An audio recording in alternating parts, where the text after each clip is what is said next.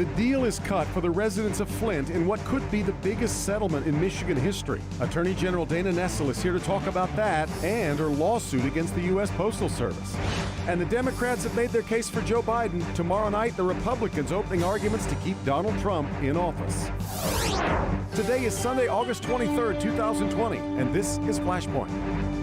Hi, welcome to Flashpoint. I'm glad you're with us as we are right in the middle of the political swale, these few days between the political conventions. And by conventions, I only mean that in the sense of convening rather than the customary gatherings. Well, how did you think the Democrats did with the new virtual realities?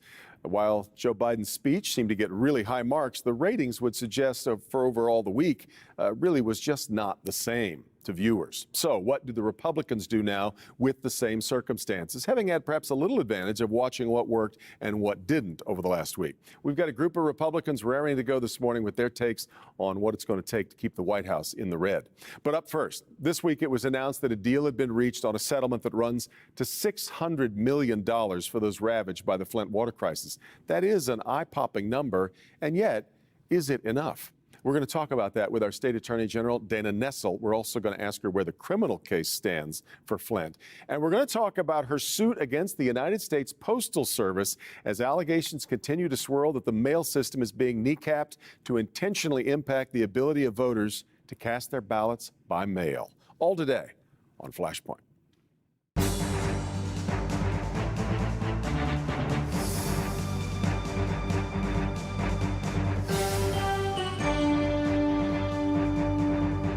All right, off the top today, it's been a busy week for Michigan's Attorney General, first joining some others attorneys general in taking action against the U.S. Postal Service and the Postmaster General. And then we found out that this massive settlement had been reached in this very long-running odyssey of the Flint water crisis. Very happy to have with us the Attorney General of the state of Michigan, Dana Nessel. Good to have you back on the program. Thanks so much. It's been, as I mentioned, a very crazy week for you. We'll get to the Postmaster in a moment, but let's start with Flint, if we could.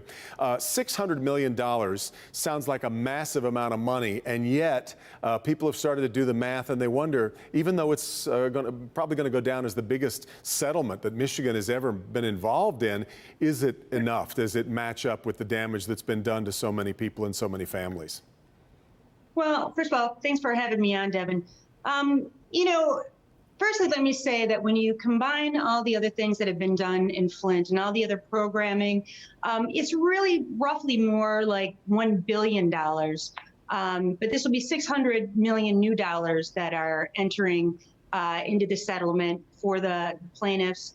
And it goes for all kinds of different things. I mean, we're talking about nutritional programs, child health services programs, early childhood programs and lead prevention and abatement, school aid programs for seniors, and of course the replacement of all the lead lines in the city. And the list really goes on and on. Will it ever be enough to fully make people whole and to totally compensate people? Of course not. But I will tell you that the governor and I have done the best that we possibly can under the circumstances. And we hope that this does at least a little bit to bring some justice to people for whom it was long overdue.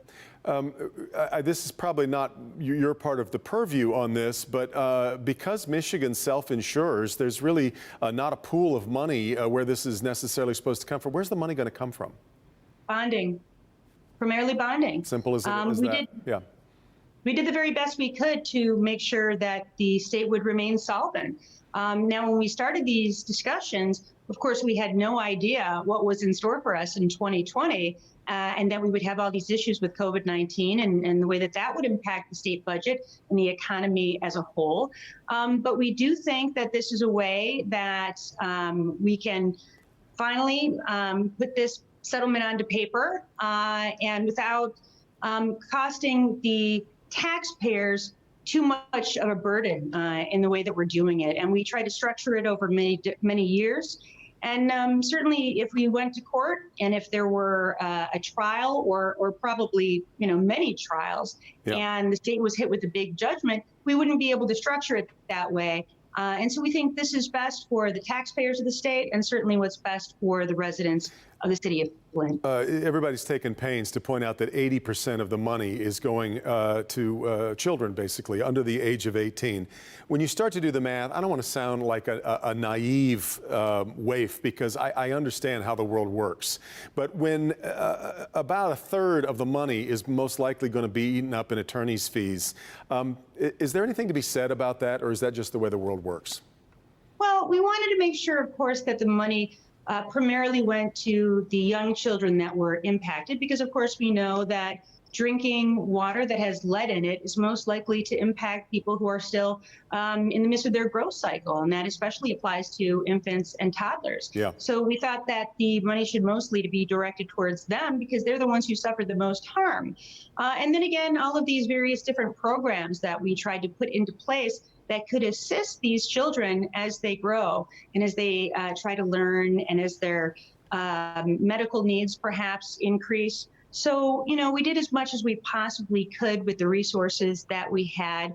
But again, will it ever be enough? I don't think it will be. Do you expect a third of the money to go to attorney's fees? I don't know that the number will be a third. And my understanding is that that point is still negotiated. Obviously, Judge Levy will ultimately have to make those decisions. She's the one who has to approve the settlement, and there's a special master involved, and that's something that will be coordinated between the parties.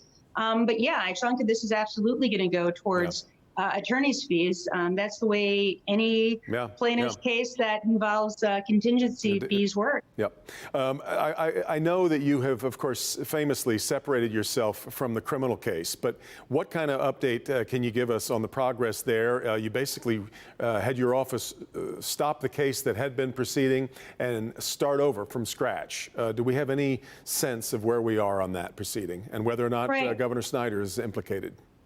So, as you know, my Solicitor General, Fadwa Hammoud, and Wayne County Prosecutor Kim Worthy were assigned to handle the criminal cases. And again, as you indicated, we do have a conflict wall in place, and I was negotiating on the civil side. They are handling the criminal cases. And what we know is that they went to great lengths to ensure that they had all of the documents and all of the devices that were involved in this investigation, some 20 million documents that were recovered. Initially, when they walked into that investigation, when I took office, it was somewhere in the neighborhood of only 800,000. So that was a lot of work to do. While I'm not permitted to know, I can't ethically know exactly what they're doing, I will say that knowing what the schedule is of Solicitor General Hammoud, I know that she's working all day, every day, around the clock on the Flint investigation. So exactly what her timetable is, I can't tell you, but all I can say is certainly the criminal investigation is not done, and that I do expect to see prosecutions emanate from that investigation. Exactly who's going to be prosecuted, exactly what charges will be filed, that I can't say, but I know that they are working feverishly to move forward as quickly as possible. Attorney General, let's move, if we could, now to the action that you've joined against the U.S. Postal Service. The Postmaster General has, in a reaction almost to the uproar that he heard from people like you and the other attorneys general across the country, stopped a lot of the machinations that were put into motion to try to change procedures and take machines out of the post office. None of that has dissuaded you from going forward with your suit. Why wasn't that enough to get the action stopped? Wasn't that the point in the beginning? Well, he said he stopped, but obviously we don't know that for certain. And as I think Ronald Reagan famously said, trust but verify.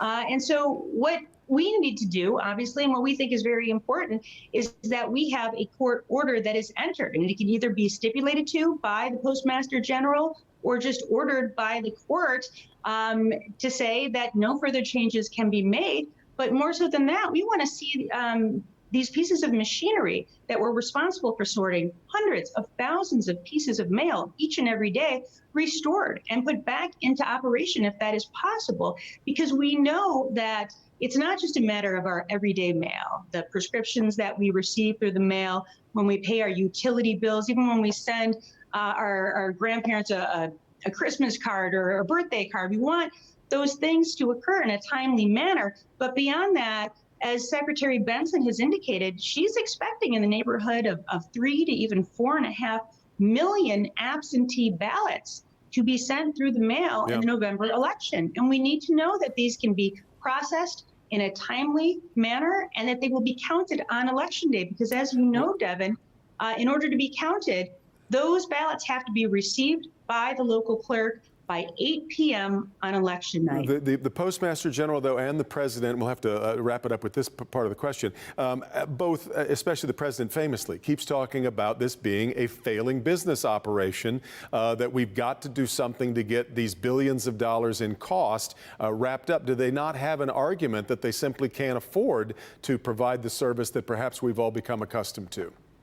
They absolutely don't have an argument. First of all, I don't see how you make this a more efficient process by ripping out necessary machinery that processes so much of our mail. Secondly, I don't understand, this is not a business.